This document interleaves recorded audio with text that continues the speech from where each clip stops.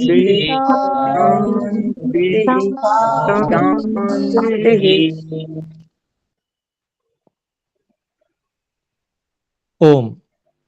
सत्यार्थ प्रकाश का स्वाध्याय आज के दिन हम करते हैं और इसमें भूमिका पूर्ण करके और सत्यार्थ प्रकाश के प्रथम समुल्लास के मंत्रों का पाठ और उसमें ओम नाम की व्याख्या के अंतर्गत कुछ प्रश्नोत्तर जो चल रहे थे उन पे बात हम कर रहे थे।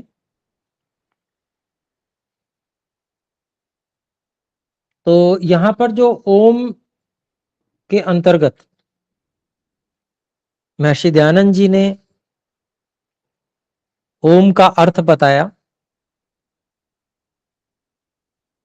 और उसमें बताया कि इस ओम नाम से परमेश्वर के बहुत से नाम आ जाते हैं, जैसे अकार से विराट अग्नि और विश्व आदि, उकार से हिरण्यगर्भ वायु और तेजस आदि, मकार से ईश्वर आदित्य और प्राज्ञ आदि।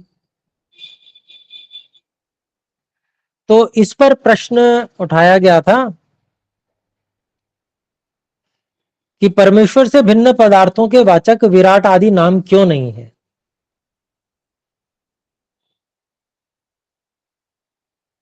ब्रह्मांड, पृथ्वी आदि भूत, इंद्र आदि देवता और वैदिक शास्त्र में शुंठी आदि औषधियों के भी ये नाम है या नहीं, प्रश्न पूछा जो पूर्व पक्षी है उसने।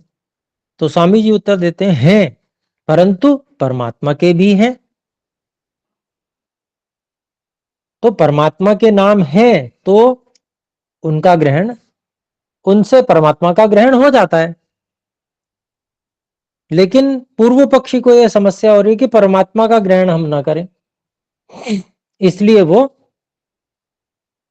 इस प्रकार का प्रश्न रख रहा है। फिर जो पूर्व पक्षी है वो कहता है केवल देवों का ग्रहण इन नामों से करते हो या नहीं। तो उत्तर देते हैं आपके ग्रहण करने में क्या प्रमाण है। स्वामी जी प्रश्न के उत्तर में और प्रश्न कर रहे हैं जिससे कि विषय स्पष्ट हो जाए कि भाई परमात्मा का ग्रहण किया स्वामी जी ने उन नामों से, तो दूसरा व्यक्ति पूछ रहा है कि भाई परमात्मा का ग्रहण ना करके केवल देवों का ग्रहण उन नामों से क्यों करते हो या नहीं। तो स्वामी जी कहते हैं कि भाई प्रश्न करते हैं कि भाई आपके ग्रहण करने में क्या प्रमाण है, आप ये बताइए। तो प्रश्नकर्ता जो पूर्व पक्षी है वो कहते हैं देव सब प्रसिद्ध और वे उत्तम भी हैं, इससे मैं उनका ग्रहण करता हूं। तो इस बात को जो उसने कहा कि देव प्रसिद्ध हैं और उत्तम भी हैं इसलिए उनका ग्रहण करते हैं देवों का उन नामों से, तो स्वामी जी ने फिर ये कहा कि भाई ईश्वर का ग्रहण क्यों नहीं कर सकते, ईश्वर तो सबसे अधिक प्रसिद्ध और सबसे अधिक उत्तम है, तो फिर ईश्वर का क्यों नहीं ग्रहण करते। ईश्वर का तो करना ही चाहिए, फिर तो और ज्यादा करना चाहिए।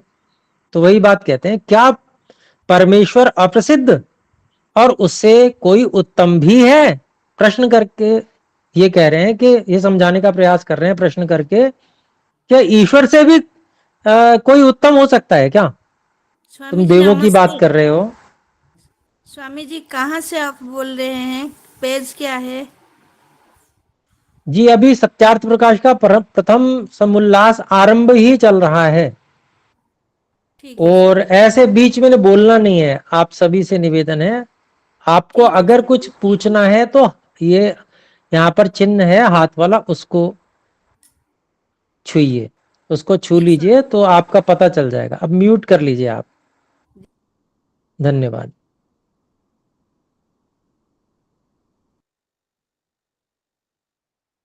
तो अनुशासन का पालन हो तो उससे सभी को लाभ होता है, सुख होता है। तो सबके सुख का ध्यान रखना, केवल मुझे ही बोलना है ऐसा न विचार कर, सबका हित समझना ऐसा अपना कर्तव्य है। तो उसके लिए क्या है, एक नियम है कि भाई हम हस्तोत्थापन की प्रक्रिया को अपनाएं और जैसे ही हमको अवसर मिले फिर पूछ लें। तो देखिए ये बिल्कुल आरंभ चल रहा है और आरंभ में ही ये जो मंत्र ओम शन्नो मित्र शम वरुण ये चल रहा था, उसका पाठ किया था और उसमें जो ओम सबसे पहले नाम है उसके क्या क्या अर्थ हैं उसके बारे में बात की। तो उसमें प्रश्नोत्तर कर रहे हैं, तो देवों का ही ग्रहण करने पे आग्रह कर रहा है पूर्व पक्षी कि मैं तो देवताओं को ही ग्रहण करना चाहिए उसमें। तो स्वामी जी कहते हैं कि भाई परमात्मा का ग्रहण कर, उनका ग्रहण हो जाए तो कोई आपत्ति नहीं है, लेकिन परमात्मा का ग्रहण करने में क्या परेशानी है? तो आपके ग्रहण करने में क्या प्रमाण है कि भाई हम देवों का ही ग्रहण करेंगे? तो आप प्रमाण दो। तो कहते हैं कि भाई देव तो प्रसिद्ध है, सब लोग जानते हैं उनको, इसलिए और उत्तम भी है इसलिए मैं ग्रहण करता हूं। तो स्वामी जी कहते हैं क्या परमात्मा से भी अधिक कोई प्रसिद्ध है क्या? परमात्मा से अधिक भी कोई प्रसिद्ध हो सकता है क्या? संभव है क्या प्रसिद्ध होना, परमात्मा से अधिक प्रसिद्ध होना? और परमात्मा से उत्तम होना किसी का, क्या यह भी संभव है? प्रश्न करके ये जतला दे रहे हैं कि वास्तव में तो ईश्वर से अधिक प्रसिद्ध कोई हो ही नहीं सकता है, ईश्वर से उत्तम भी कोई नहीं हो सकता है। तो पुनः ये नाम परमेश्वर के भी क्यों नहीं मानते? जब परमेश्वर अप्रसिद्ध और इसके तुल्य और कोई नहीं, तो उससे उत्तम कोई क्यों कर हो सकेगा? इससे आपको यह कहना सत्य नहीं, क्योंकि आपके इस कहने में बहुत से दोष भी आते हैं। अब वो पहला दोष यहां पर गिना रहे हैं, उपस्थितम परित्यज्य अनुपस्थितम याचत इति बाधित न्याय। उपस्थित को छोड़कर अनुपस्थित को चाहना, उसको बता रहे हैं। देखिए किसी ने किसी के लिए भोजन के पदार्थ रख के कहा कि आप भोजन कीजिए। अब बुद्धिमत्ता तो यह है कि भूख लगी है, सामने भोजन है तो वो उत्तम पदार्थ है, भोजन करना चाहिए। फिर आगे क्या कहते हैं,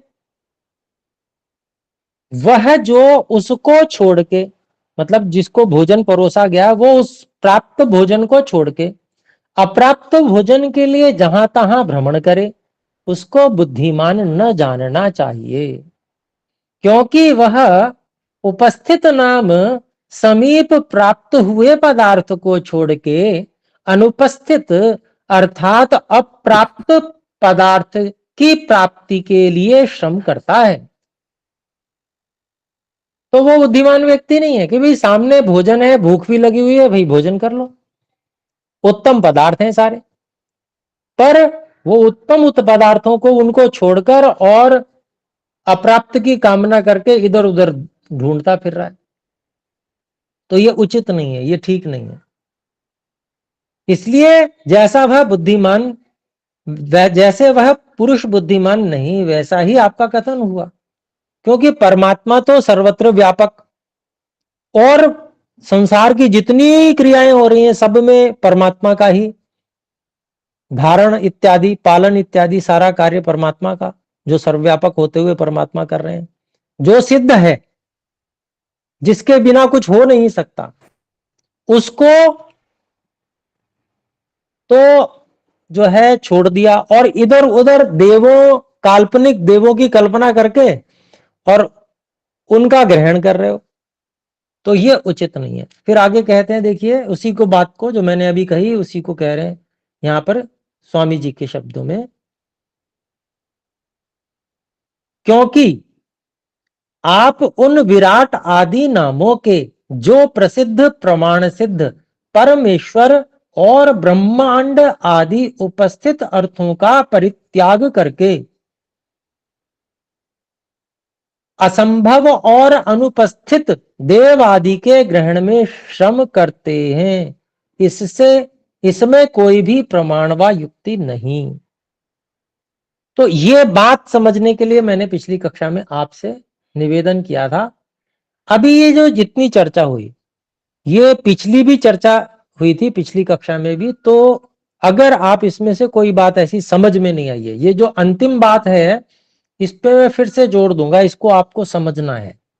ये अगर आप समझ गए तो आप समझ लीजिए कि बहुत सारे पाखंडों से, जो समाज में चल रहे हैं समस्याओं से बहुत दूर हो जाएंगे आप। केवल इतनी बात समझ गए कि परमेश्वर और ब्रह्मांड आदि उपस्थित अर्थों का परित्याग करके असंभव और अनुपस्थित देव आदि के ग्रहण में श्रम करते हैं, इसमें कोई भी प्रमाणवा युक्ति नहीं है। तो इसको समझना है। जैसे उदाहरण के लिए बहुत से जो हमारे महापुरुष हैं, अर्थात जो पूर्व काल में हुए हैं, श्री राम जी, श्री कृष्ण जी, ऐसे ही अन्य शंकर जी, विष्णु जी, तो पूर्व काल में हुए हैं और उन्होंने अपने समय में बड़ा पराक्रम किया और उनका जीवन अनुकरणीय है हमारे सबके लिए। परंतु वे आज भी हैं, ऐसा लोग समझकर और विभिन्न प्रकार के कार्य करते हैं। ये मैं बिल्कुल आपको जो वर्तमान में चल रहा है उसका उदाहरण दे रहा हूं। और जिस समय ऐसा नहीं है कि ये अभी ही चल रहा है, पहले भी ऐसा चलता था। जो लोग पूर्व काल में हो गए उनको वर्तमान समझकर उनका सत्कार करना, पूजा करना इत्यादि कार्य करते हैं। तो ये काफी समय से ऐसा चला आ रहा है। तो यह जो समस्या है, उस समस्या को यहां पर प्रस्तुत किया गया है कि भाई ये गलत है। परमेश्वर जो उपस्थित है, हमें प्राण दे रहे हैं, श्वास दे रहे हैं, हमारे हृदय को धड़का रहे हैं, ये कौन कर रहा है? क्या हमारे माता पिता या गुरु आचार्य या कोई और व्यक्ति? तो जब हम ढूंढते हैं, ना मैं कर रहा हूं और ना कोई और कर रहा है, बल्कि ये तो जो व्यापक रहते हुए परमात्मा, ये वे ही धारण किए हुए हैं सारी व्यवस्था को। तो इसलिए वो प्रत्यक्ष सामने हम सबके अनुभव में आ रहे हैं, अर्थात इस रूप में कि ये सब कार्य परमात्मा के द्वारा संचालित हो रहे हैं। तो ये जो है प्रमाण सिद्ध हो गए और प्रसिद्ध हो गए।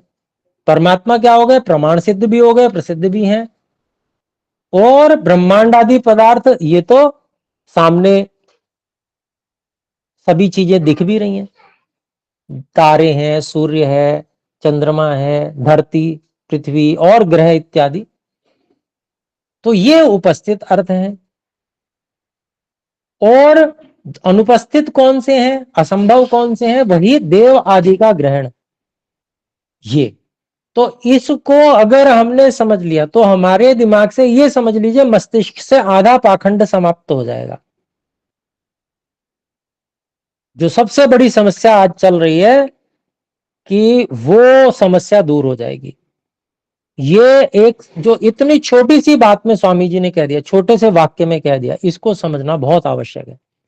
यहां पर शंका के लिए एक हाथ खड़ा हुआ है, भाई धीरज जी, कृपया बोलें अनम्यूट करके।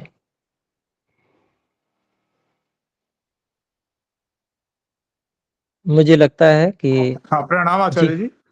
जी प्रणाम, मेरा बोलिए। आचार्य जी, ये मेरी जिज्ञासा उठी कि हमने अनुपस्थित देव में तो ईश्वर का नाम ना मानने की बात कही, लेकिन जो उपस्थित देव हैं और जड़ देव हैं, जैसे सूर्य हुआ, चंद्रमा हुआ, अग्नि हुए, इन्हीं नामों से हम ईश्वर के नाम का भी ग्रहण कर रहे हैं कई जगह।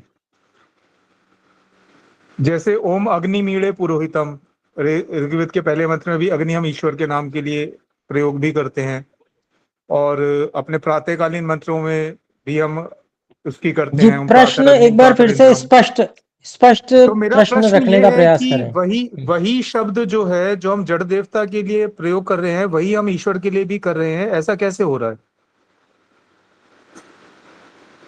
जी, ये तो जी धन्यवाद आचार्य जी। परंपरा है। बहुत से नाम होते हैं, अनेक लोगों के होते हैं। अब आप या कोई भी व्यक्ति ये शंका करे कि भाई ये नाम तो उनका है, आपने कैसे रख लिया, तो ये तो उचित शंका नहीं है ना। नहीं, शंका ये तो इसलिए क्योंकि अनेक, अग्नि अग्नि तो हम जानते हैं, अग्नि जो प्रज्वलित हो रही है उसको अग्नि कहा जाता है, और ये सभी को मान्य भी है तो अग्नि नाम हम ईश्वर के लिए क्यों प्रयोग कर रहे हैं फिर? देखिए वही बात, उसी का मैं उत्तर दे रहा हूं। प्रश्न को दोहराने से बात नहीं बनेगी, जो उत्तर दिया जा रहा है उसे समझने से बात बनेगी। जी। नाम अनेक स्थानों पर प्रयोग होता है, ऐसा तो नहीं है कि एक ही का नाम हो और हम उसी को मानेंगे और किसी का नहीं मानेंगे। ऐसा मानते हो क्या आप? नहीं, ऐसा आवश्यक नहीं है जी। ऐसा आवश्यक नहीं है ना, बस यही बात है। इसको समझ लेंगे तो आपके प्रश्न का उत्तर स्वयं ही मिल जाएगा कि नाम अनेक के होते हैं और मान्य भी होते हैं। कोई यूं कहे नहीं हम तो इसी का मानेंगे, आप दूसरे का कैसे नाम रख रहे हो, मान रहे हो, तो वो शंका या वो कहना उचित नहीं है। ये कोई ऐसा यहाँ पर इस नाम पर जो है कोई, जिसको कहते हैं कि आजकल वो चलता है ना कि भाई दूसरा कोई प्रयोग नहीं कर सकता, वो क्या चलता है, क्या नाम मैं भूल गया उसका। कॉपीराइट। हाँ जी, कॉपीराइट। ऐसा कॉपीराइट वाली बात यहाँ नहीं है कि भाई नहीं ये जो अग्नि है इसी को कहेंगे, ऐसा नहीं है। नाम जैसे ऋषियों ने कहा और उसका अर्थ भी बताया, ऐसे ही ईश्वर ने भी बताया। तो अनेक नाम होते हैं और अनेक वस्तुओं के होते हैं, उनको यथा स्थान प्रकरण के अनुसार उसके अर्थ का ग्रहण किया जाता है। प्रकरण देखना पड़ता है, जो प्रकरणवित नहीं है, ये बात अभी आगे आने वाली है। ठीक है। बिल्कुल इसी के बाद इसी शंका का समाधान हो रहा है कि जो प्रकरणवित नहीं है वो किसी भी बात को ठीक से समझ नहीं सकता। कौन सी बात कहां किसके लिए कही जा रही है, यह निश्चय किसी एक व्यक्ति की जिद के कारण से नहीं होगा, बल्कि प्रकरण के कारण से होगा।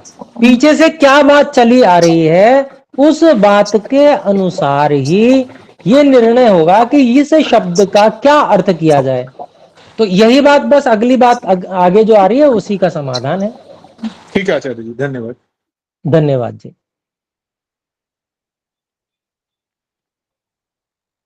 तो आइए ध्यान दें, ये जो मैं आपको फिर से एक बार निवेदन करना चाहूंगा, क्योंकि ये आज लोगों के मस्तिष्क में ऐसी बैठी हुई है कि वो कह रहा है तो हो सकता है ये बात हो सकता है ये बात भी सच हो, तो हो सकता है ये बात भी सच हो, ऐसा न कह के हमको प्रमाणों से परीक्षण करके किसी भी बात को सिद्ध करना चाहिए। कि जैसे कोई कहते हैं, जैसे लोग कहते हैं कि भाई, बहुत से लोग कहते हैं कि अश्वत्थामा अभी भी जीवित हैं। तो भाई जो कहते हैं वो क्या आपने केवल सुना है अथवा जीवित हैं, तो हम कभी उनसे मिले भी हैं जाके। जो व्यक्ति जीवित होगा उससे मिला भी जा सकता है, जो नहीं है उससे नहीं मिला जा सकता, ये बिल्कुल सिद्ध बात है। तो ये प्रमाण की बात है। ऐसे ही बहुत से लोग कहते हैं हनुमान जी अभी जीवित हैं, अब भी जीवित हैं। तो हनुमान जी यदि शरीर वही वाला जो त्रेता युग में श्री राम जी के साथ में श्री हनुमान जी का शरीर था, वही शरीर अब भी है, तो भाई कोई ना कोई उनसे मिला होगा। तो क्या नहीं मिले हैं तो केवल सुनी सुनाई बात है, तो फिर उसे छोड़ दें। तो ऋषि क्या कहते हैं, ऋषि इस बात को जो है कहते हैं, योग दर्शन में महर्षि व्यास जी ने भाष्य करते हुए लिखा है। अमृता दिवाकस, जो देव लोग हैं, मैं हिंदी में बता देता हूं, जो देव लोग हैं वे हमेशा अमर रहते हैं। यह जो है अविद्या की बात है, विपरीत ज्ञान है, सही ज्ञान नहीं है, उल्टा ज्ञान है। ऐसा महर्षि व्यास जी ने व्यास भाष्य करते हुए स्पष्ट लिखा है। और उन्हीं महर्षि व्यास जी के नाम से लोग कुछ उल्टी विपरीत गलत प्रथा जो कथाएं हैं उनको भी प्रचलित किए हुए हैं। तो एक ही व्यक्ति जो है विपरीत और विरुद्ध बातों को कैसे कह सकता है, तो इस बात को समझना चाहिए। अभिप्राय क्या है कि जितने भी हमारे बड़े बड़े देव, बड़े बड़े महापुरुष, बड़े बड़े पराक्रमी हुए हैं, वे जिस समय हुए उन्होंने वो पराक्रम उस समय किया, और उनसे उनका इतिहास प्रसिद्ध हुआ, जैसे रामायण, श्रीमद् वाल्मीकि रामायण, महाभारत, ऐसे ऐसे बड़े महापुरुषों का वो इतिहास प्रसिद्ध हुआ। उसी इतिहास से सीख लेकर, प्रेरणा लेकर अपने जीवन को उत्तम बनाने का प्रयास हमें करना चाहिए, ना कि ऐसी जो असंभव बात है, अनुपस्थित है, जो उसको उपस्थित मानकर अपने जो विपरीत ज्ञान, उल्टा ज्ञान, मिथ्या ज्ञान में फंसकर अपने जीवन को नष्ट करना, यह अनुचित है। बल्कि उन जो हमारे पूर्वज और उन्होंने इतने सुंदर, इतने उत्तम कार्य किए, उन उत्तम कार्यों से प्रशिक्षण, शिक्षण लेकर और अपने जीवन को उत्तम बनाना और उपकार करना, जैसे उन्होंने किए देश समाज के लिए। तो ये शिक्षण लेकर कार्य करना, यही उनके प्रति एक श्रद्धा का भाव है कि हमारे पूर्वजों के प्रति हमने एक श्रद्धा का भाव रखा।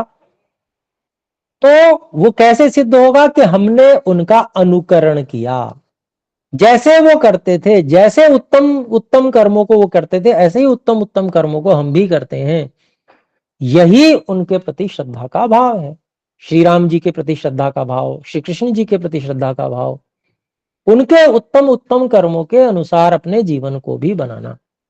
लेकिन उनको देव मानकर और उनको फिर परमात्मा के स्थान पर उनकी उपासना करना, यह बिल्कुल भी गलत है। परमात्मा जो उपस्थित इसी समय यहां पर ही हमारे साथ हमारी निरंतर सहायता कर रहे हैं, इनकी उपासना करनी चाहिए। तो दोनों चीजों में अंतर अपने लोगों को समझना है। प्रसिद्ध और प्रमाण सिद्ध क्या है उसको समझना है, और जो प्रसिद्ध तो है पर अभी वर्तमान में प्रमाण सिद्ध नहीं है, तो उसको हम वैसा ही समझेंगे, मानेंगे। प्रेरणा लेने के लिए इतिहास बहुत महत्वपूर्ण है, और परंतु उपासना हम परमात्मा की करेंगे जो अभी वर्तमान है, हमारी सहायता निरंतर कर रहे हैं। तो आइए आगे बढ़ते हैं। जो आप, स्वामी जी क्या कहते हैं, इन्होंने कहा, स्वामी जी ने, कि परमेश्वर और ब्रह्मांड आदि उपस्थित अर्थों का परित्याग करके असंभव और अनुपस्थित देव आदि के ग्रहण में श्रम करते हैं, इसमें कोई भी प्रमाण व युक्ति नहीं।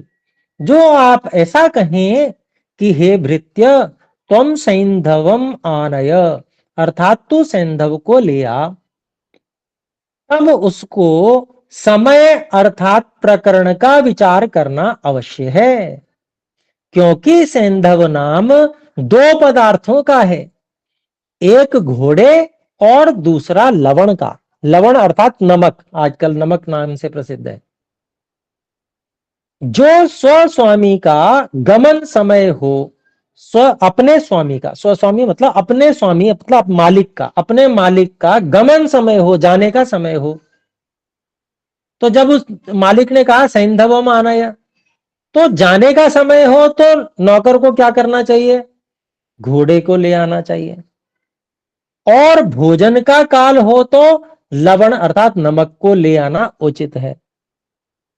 और जो गमन समय में लवण अर्थात नमक और भोजन के समय में घोड़े को लेकर आवे, तो उसका स्वामी उस पर क्रुद्ध होकर कहेगा कि तू निर्बुद्धि पुरुष है, गमन समय में लवण और भोजन काल में घोड़े के लाने का क्या प्रयोजन था, तू प्रकरणवित नहीं है, नहीं तो जिस समय में जिसको लाना चाहिए था उसी को लाता।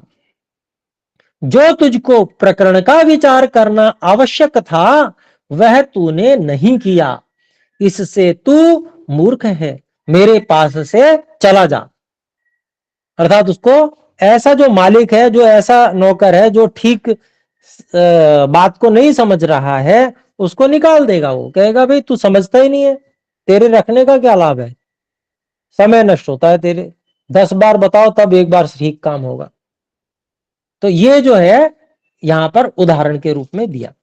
तो जो प्रश्न अभी आया था वही प्रश्न का उत्तर ये है कि नाम अनेक वस्तुओं के होते हैं, प्रकरण के अनुसार नाम का ग्रहण करना चाहिए। और दूसरी बात, वक्ता क्या कहना चाहता है उस वक्ता का अभिप्राय भी बड़ा मुख्य होता है।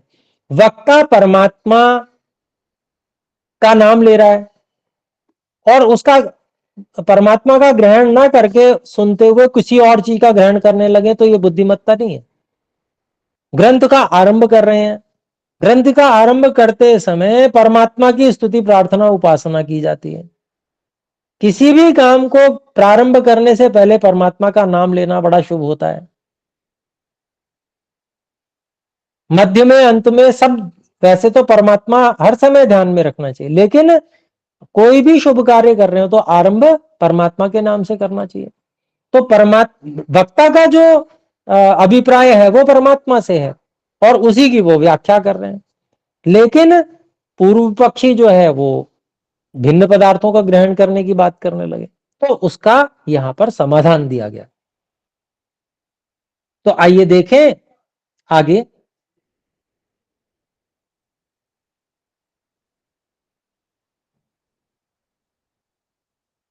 इससे क्या सिद्ध हुआ कि जहां जिसका ग्रहण करना उचित हो वहां उसी का अर्थ ग्रहण करना चाहिए। तो ऐसा ही हम और आप सब लोगों को मानना और करना भी चाहिए। तो ये बात समझने की है, और जो खुली बुद्धि रखकर बात को समझने का प्रयास करके कि भाई क्या कहा जा रहा है उसको ठीक ठीक समझें हम, तो वो व्यक्ति बात को समझ जाएगा। और जिसने पहले से ही विरुद्ध मंशा की होगी तो वो भूमिका में बता ही रखा है। पहले से विरुद्ध मंशा करके कोई व्यक्ति चल रहा होगा तो उसको बात समझ में नहीं आएगी। आगे देखते हैं। पहले ओम का अर्थ कहा और उस पर शंका समाधान भी किया। अब स्वामी जी अथ मंत्रार्थ, मंत्र का अर्थ करते हैं। ओम खम ब्रह्म, यजुर्वेद 40वें अध्याय के 17वें मंत्र में है ये। देखिए वेदों में ऐसे ऐसे प्रकरणों में ओम आदि परमेश्वर के नाम हैं। ये प्रमाण दे रहे हैं कि भी देखिए ओम परमात्मा का नाम है। फिर छांदोग्य उपनिषद का भी दे रहे हैं। ओम इत्येतत्, ओम इत्येतदक्षरमुद्गीतम् उपासीत। तो छांदोग्य उपनिषद का प्रमाण है ओम इति एतद अक्षरम उद्गीतम उपासीत। इसका अभी अर्थ आगे भी स्वामी जी भी हिंदी में बताने वाले हैं, तब तक हम पहले प्रमाण पढ़ ले रहे हैं। मांडुक्य उपनिषद का ये प्रमाण है। ओम इत्येतदक्षरमिदं सर्वं तस्योपव्याख्यानम्। कठोपनिषद का प्रमाण, सर्वे वेदा यत्पदमामनन्ति तपांसि सर्वाणि च यद्वदन्ति यदिच्छन्तो ब्रह्मचर्यं चरन्ति तत्ते पदं संग्रहेण ब्रवीम्योमित्येतत्। ओम इति एतत्। और भी प्रमाण दे रहे हैं। प्रशासितारं सर्वेषामणीयान् समणोरमि रपि रुक्माभं स्वप्नधिगम्यं विद्यात्तं पुरुषं परम्। एतमग्निं वदन्त्येके मनुमन्ये प्रजापतिम् इन्द्रभेके परे प्राणवमरे ब्रह्म शाश्वतम्। स ब्रह्मा स विष्णुः स रुद्रः स शिवः सोऽक्षरः स परमः स्वराट् स इंद्रः स कालाग्निः स चंद्रमाः। कैवल्योपनिषद का है। ऋग्वेद का मंत्र दे रहे हैं। ओ इंद्रम मित्रम वरुणमग्निमाहुरथो दिव्यः स सुपर्णो गरुत्मान् एकं सद्विप्रा बहुधा वदन्त्यग्निं यम मातरिष्व न माहुः। फिर यजुर्वेद का मंत्र है, ओ भूरसि भूमिरस्य दितिरसि विश्वधाया विश्वस्य भुवनस्य धर्त्री पृथिवीं यच्छ पृथिवीं भृंग पृथिवीं माहिंसी। फिर सामवेद का है, ओम इंद्रो महना रोदसी पप्रथच्छव इंद्रः सूर्यमरोचयत् इंद्रे ह्री विश्वा भुवनानि ये मिरे इंद्रे स्वानासा इंदवः। अथर्ववेद का, ओम प्राणाय नमो यस्य सर्वमिदं वशे यो भूतः सर्वस्येश्वरो यस्मिन् सर्वं प्रतिष्ठितम्। अब अर्थ कर रहे हैं। यहां इन प्रमाणों के लिखने में तात्पर्य वही है कि जो जो ऐसे ऐसे प्रमाणों में ओंकार आदि नामों से परमात्मा का ग्रहण होता है, लिख आए।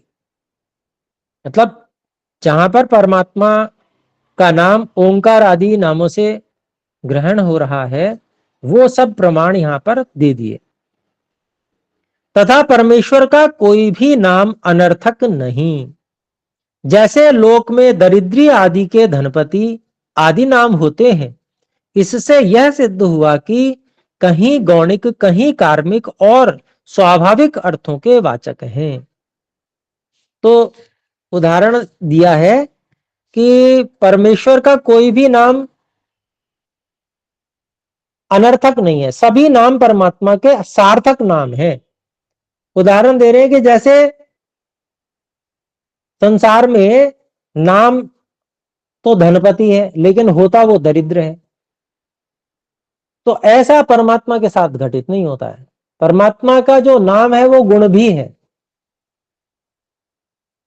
तो कहीं तो इससे यह सिद्ध हुआ कि कहीं गौणिक कहीं कार्मिक। गौणिक मतलब कहीं गौण रूप से कोई नाम रख दिया परमात्मा का गौण कथन के रूप में, कहीं कार्मिक, कहीं जैसे परमात्मा के कर्म हैं, जो परमात्मा कार्य कर रहे हैं सारे संसार में, पालन का कार्य कर रहे हैं, पालन करता इत्यादि, तो ये सब कर्म के अनुसार हो गए नाम। ऐसे ही स्वाभाविक अर्थों के वाचक हैं।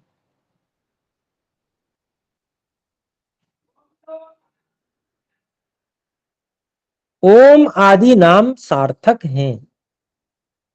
तो जैसे उदाहरण देते हैं, नाम को सार्थक कैसे बता रहे हैं, तो पहला जो ओम खम ब्रह्म प्रमाण दिया है उसके बारे में बताते हैं। अवति इत्योम, अवति इति ओम, रक्षा करता है इस कारण से ओम है। फिर है आकाशमिव व्यापकत्वात् खम, आकाश के समान व्यापक होने से ईश्वर खम नाम है।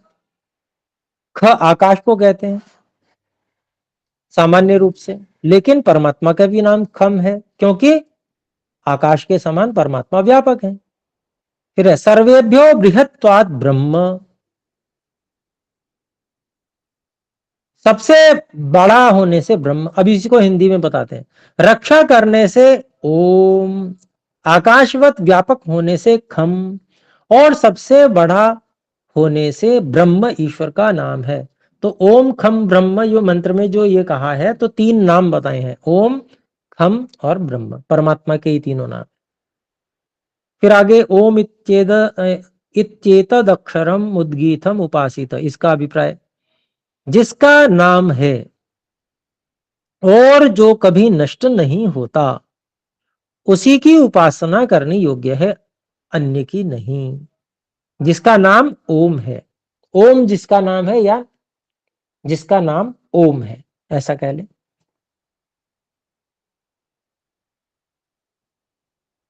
और जो अक्षरम, जो कभी नष्ट नहीं होता, उसी की उपासना करनी चाहिए, ऐसा मांडूक्य उपनिषद, ऐसा छांदोग्य उपनिषद में ऋषि कहते हैं।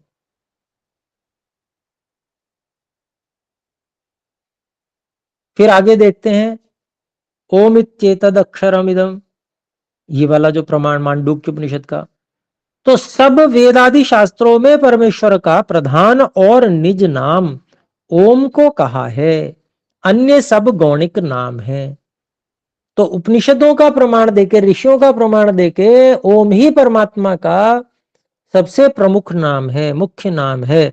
ये यहां पर स्वामी जी सिद्ध कर रहे हैं। अनेक ऋषियों ने कहा है उस बात को। फिर कठोपनिषद में भी सर्वे वेदा यत पदम आमनंती वाला जो श्लोक है उसका अर्थ लिखते हैं, क्योंकि सब वेद सब धर्मानुष्ठान रूप तप श्रवण जिसका कथन और मान्य करते, जिसकी प्राप्ति की इच्छा करके ब्रह्मचर्य आश्रम करते हैं, उसका नाम ओम है। तो यहां पर जो जितने प्रकार के धर्मानुष्ठान रूप तप हैं, क्योंकि जो धर्म करना है वो तप के अंतर्गत ही आता है,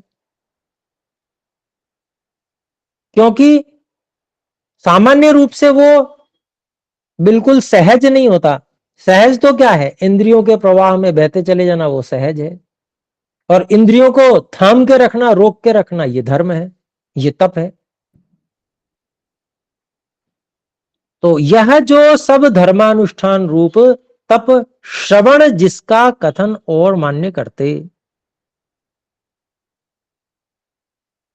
एक तप हो गया, दूसरा श्रवण हो गया, क्योंकि वेदादि सत्य शास्त्रों का श्रवण करना। तो आप कथा करने लगिए कि भाई हम वेद आपको सुनाएंगे, और दूसरी कहानियां सुनाने लगी है, भीड़ कहां होगी? तो भीड़ जहां कहानियां सुनाई जा रही होंगी वहां होगी। तो श्रवण इसमें भी तप है, ये भी विशेष है, ये धर्म रूप है, धर्मानुष्ठान है, वेद का श्रवण करना। हेमंत जी कृपया माइक म्यूट कर लीजिए, अनम्यूट हो गया वो।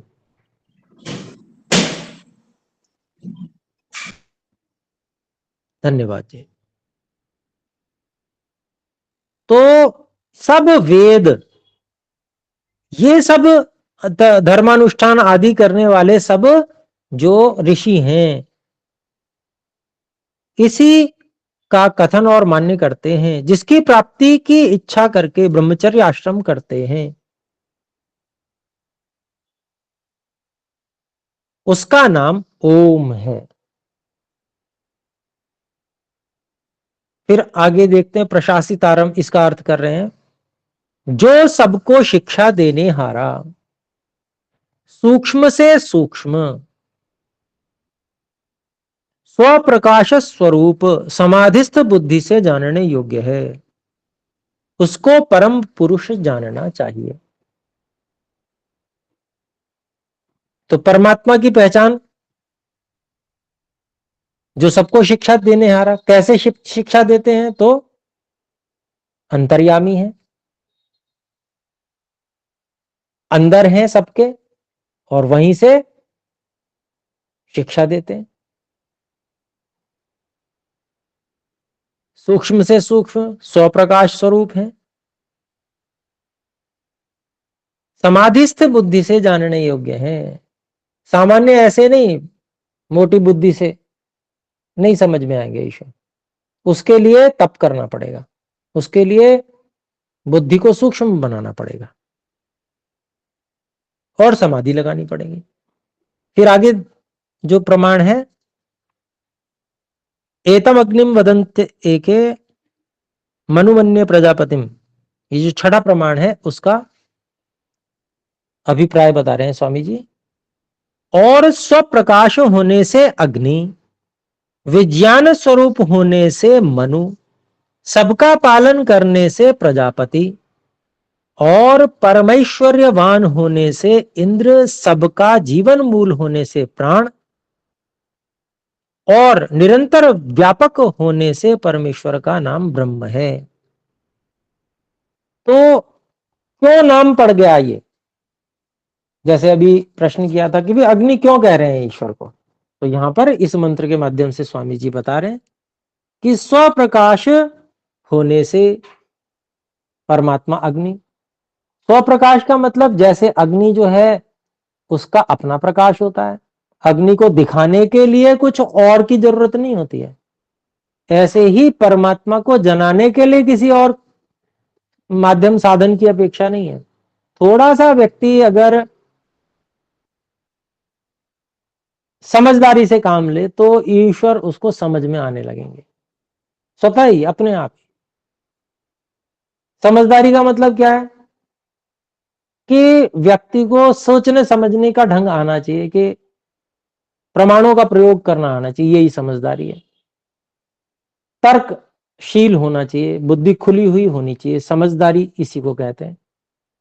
अर्थात परिशेष न्याय, जैसे मान लीजिए कि 3 लोग थे एक कमरे में और 2 लोग एक साथ गए, वापस आए, एक अलग से गया, एक वस्तु वहां से गायब थी, तो दोनों मिलकर क्या समझेंगे कि तीसरे ने ली होगी। ये क्या है, बाकी परिशेष न्याय हो गया कि भाई हम दोनों तो साथ थे, हमने तो ली नहीं थी वो वस्तु, तीसरे ने ली होगी, और कोई था नहीं यहां पर।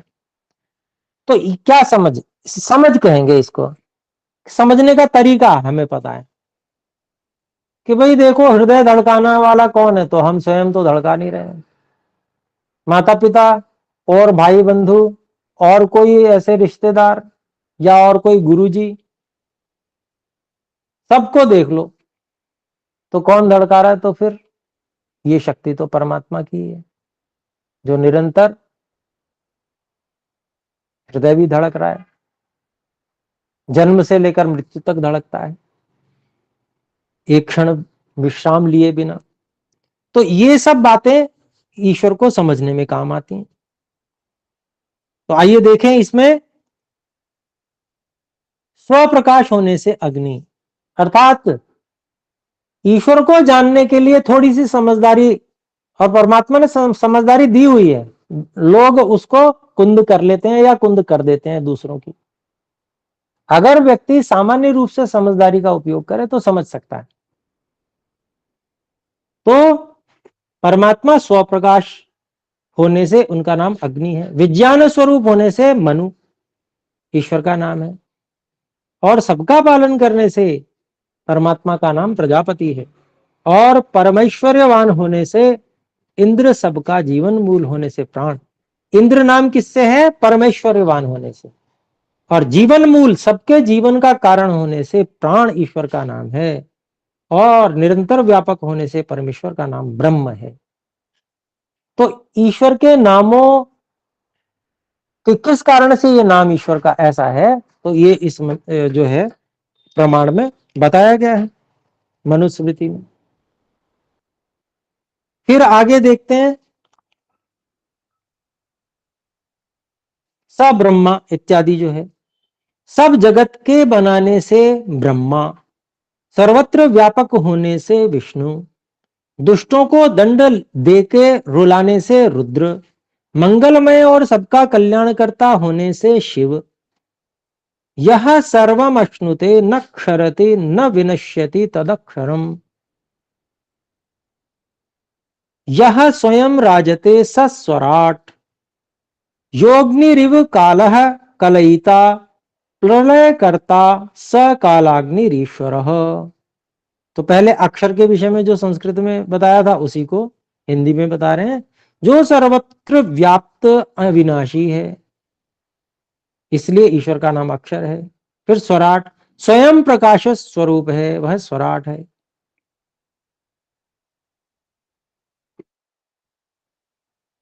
फिर कहते हैं कालाग्नि, प्रलय में सबका काल और काल का भी काल है, इसलिए परमेश्वर का नाम कालाग्नि है। तो ये ईश्वर के नामों को गुणवाचक करके बताया गया है। फिर है अगला वेद मंत्र है ऋग्वेद का, इंद्रम मित्रम वरुण। तो इसका अभिप्राय, जो एक अद्वितीय सत्य ब्रह्म वस्तु है उसी के इंद्र आदि सब नाम हैं। दिशु शुद्धेषु पदार्थेषु भवो दिव्यः, दिव्य का मतलब जो द्यू जो शुद्ध पदार्थ हैं, द्यू आदि, जो वहां पर भी विद्यमान है, वो दिव्य है। फिर है शोभनानि पर्णानि पालनानि पूर्णानि कर्माणि वा कर्माणि वा यस्य सह। फिर जो गुरुवात्मा सा गरुत्मान, जो मातरिश्वा वायुरिव बलवान सा मातरिश्वा। फिर दिव्य के विषय में बता रहे हैं, जो प्रकृत्यादि दिव्य पदार्थों में व्याप्त है वो दिव्य है, अर्थात परमात्मा का नाम दिव्य है। इस प्रकार से प्रकृत्यादि दिव्य पदार्थों में जो परमात्मा व्याप्त हैं वो दिव्य हैं, उनका नाम दिव्य है। ऐसे ही सुपर्ण, जिसके उत्तम पालन और पूर्ण कर्म है, परमात्मा का नाम इससे सुपर्ण है। गरुत्मान, जिसका आत्मा अर्थात स्वरूप महान है, जो वायु के समान अनंत बलवान है, इसलिए परमात्मा के दिव्य सुपर्ण गरुत्मान और मातरिश्वा ये नाम है। शेष नामों का अर्थ आगे लिखेंगे।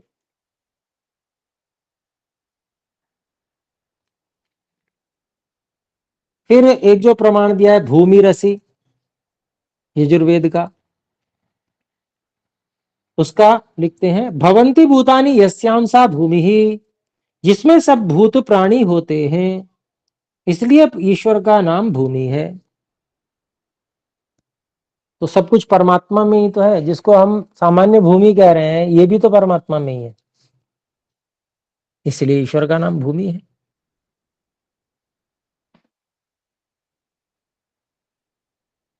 शेष नामों का अर्थ आगे लिखेंगे।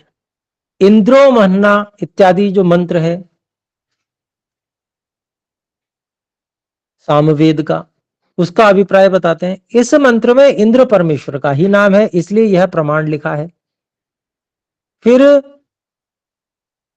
प्राणाय नमो यस्य सर्वमिदं वशे वाला, जैसे प्राण के वश सब शरीर इंद्रियां होती हैं, वैसे परमेश्वर के वश में सब जगत रहता है। तो इतना ही रखते हैं।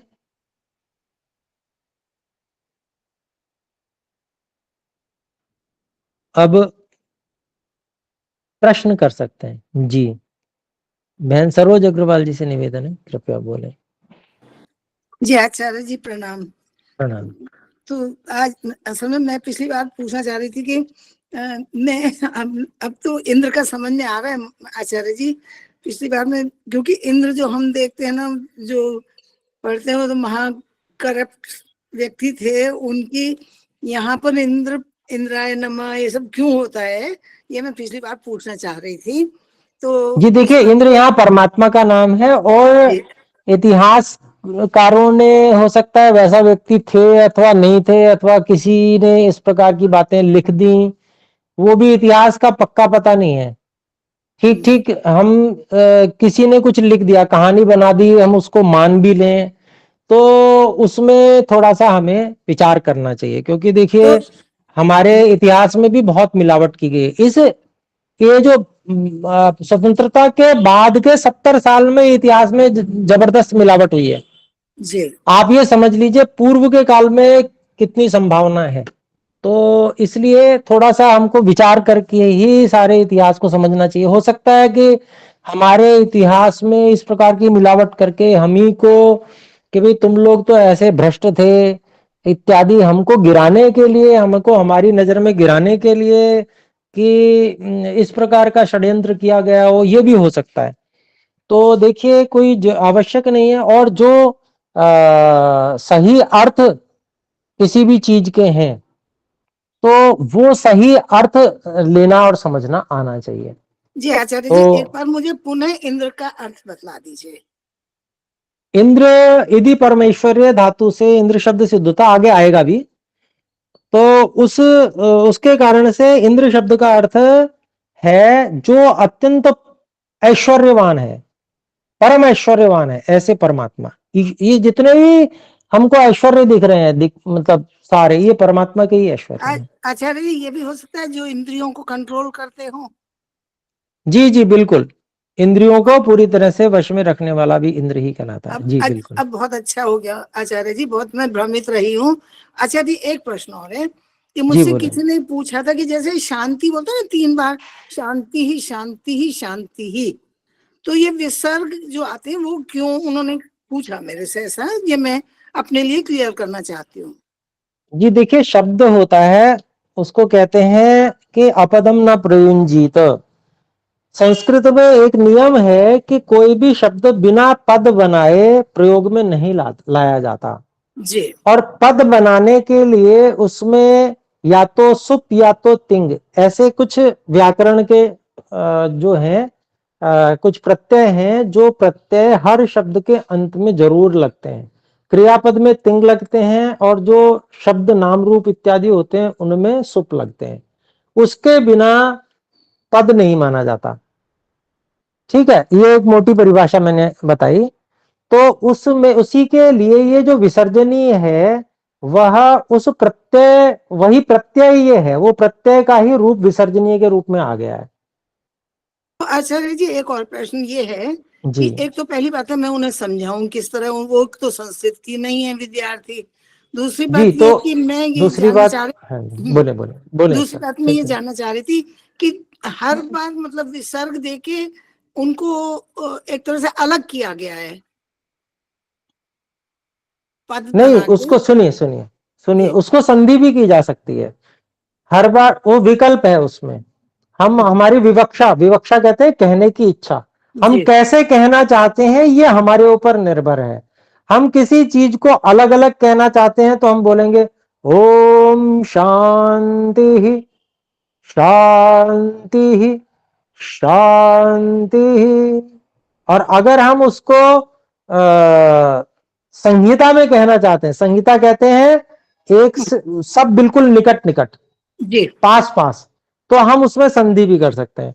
ओम शांति शांति शांति ही, सबसे अंत में केवल विसर्जन ही आएगा। अर्थात तो बीच क्या में है, श संधि हो गया। जोड़ेंगे, अर्थात बीच में हाँ श जोड़ देंगे, हाँ, वो शांति संधि के नियम से होता है। जी तो ठीक वो अपनी मर्जी से हम कहीं भी इस तरह से नहीं कर सकते हैं, वो नियम लगते हैं। जी। उसके लिए थोड़ा सा अध्ययन की अपेक्षा होती है। ये तो तो मैं संस्कृत भाषा, जी जी संस्कृत भाषा के कुछ नियम हैं, है ना जी। जैसे हर भाषा के कुछ नियम होते हैं।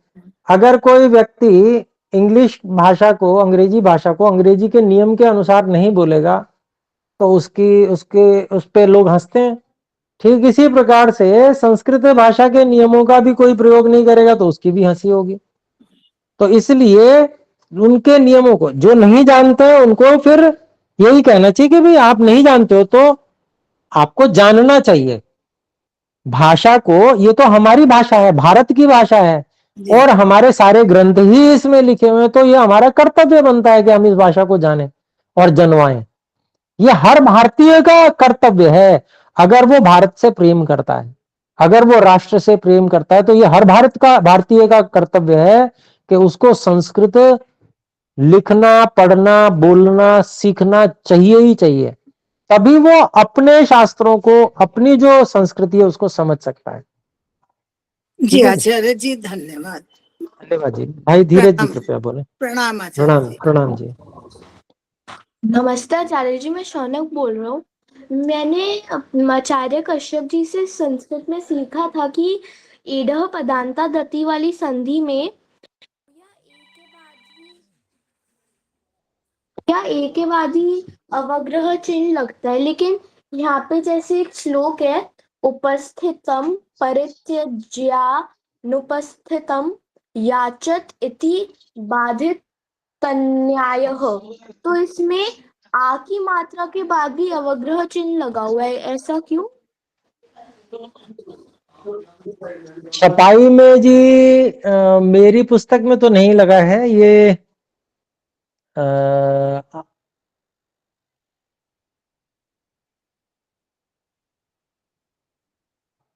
देखना पड़ेगा एक बार।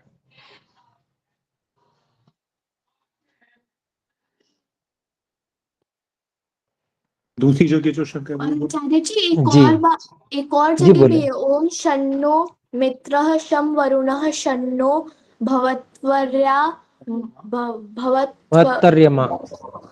शन जी जी, इंद्रो, यहाँ पर भी है। बृहस्पति। न इंद्रो। जी जी जी, हाँ ये मंत्र में दिख रहा है, ठीक बात है।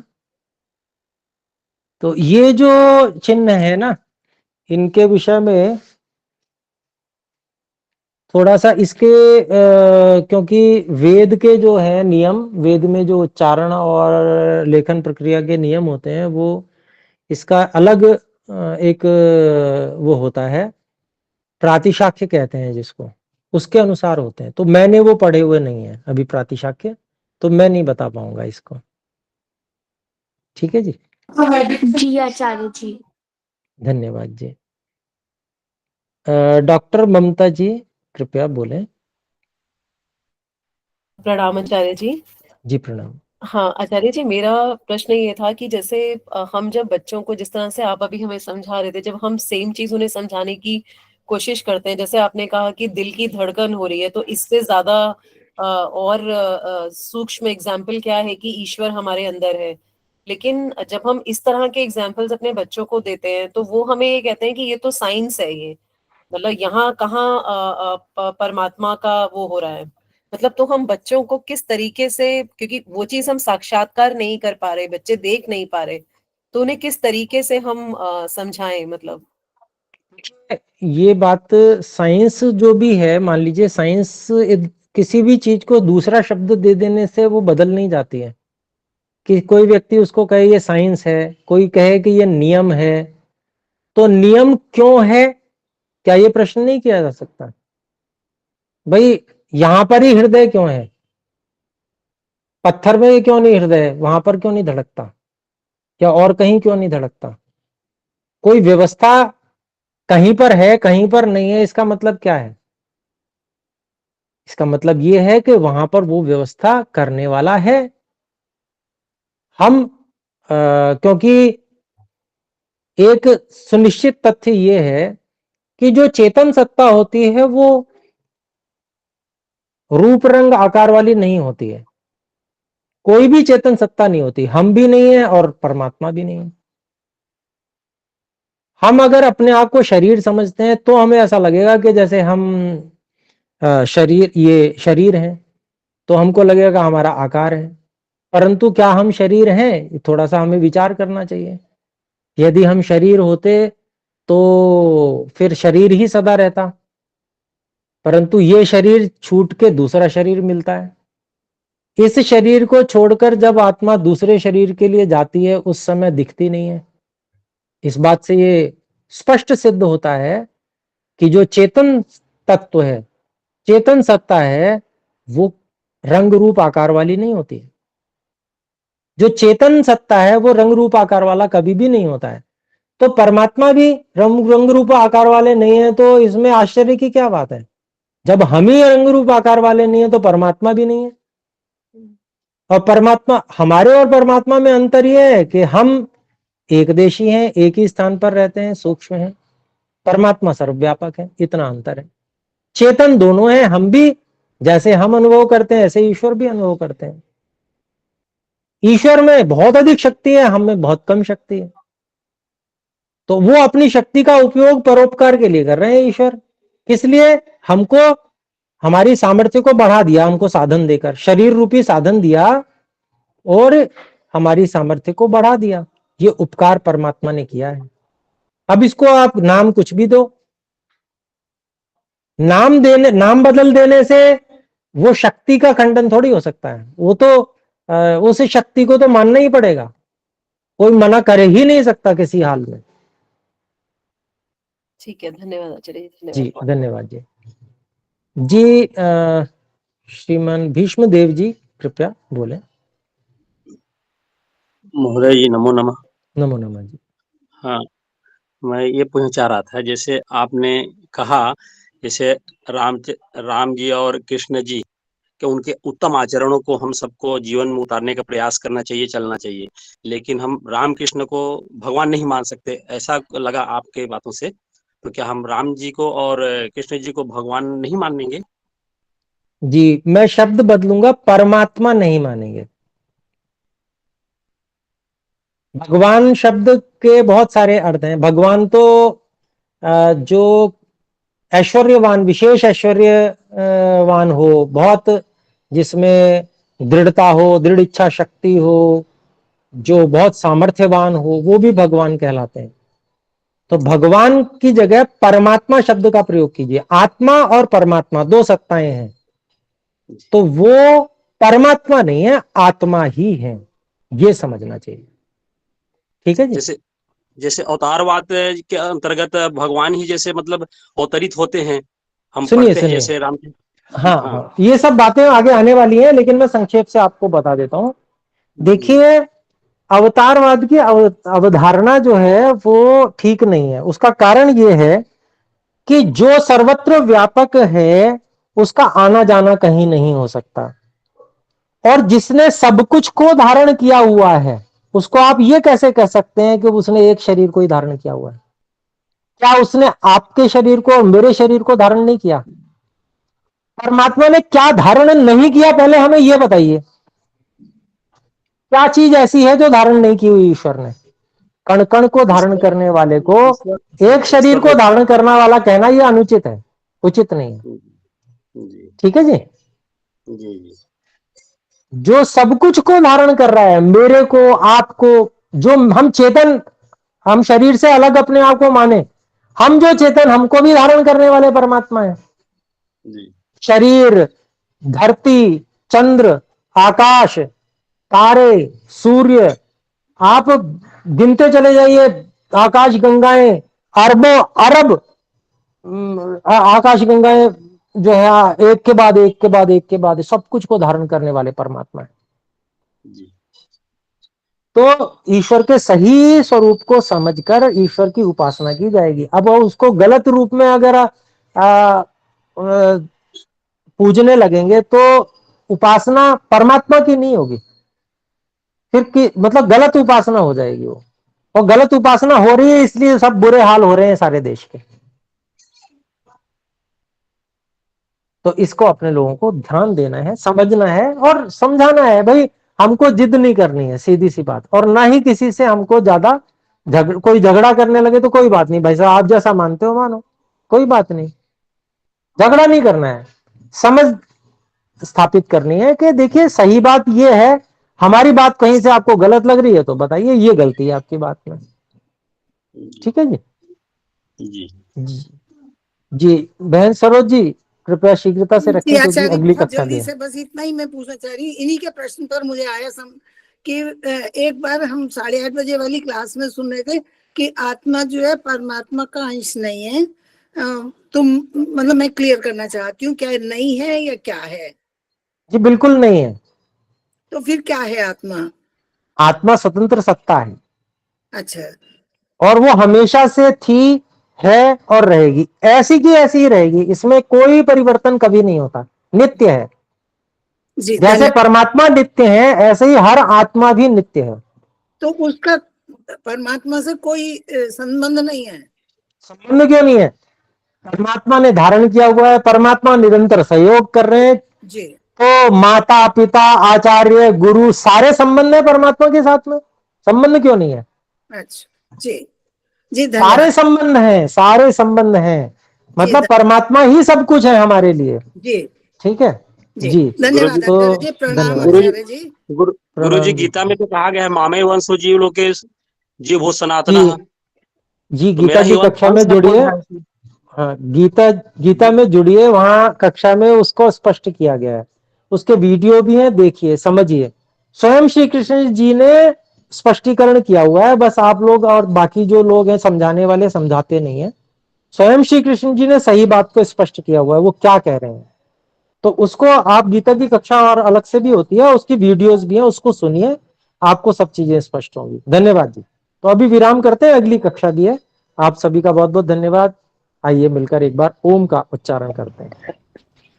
ओम।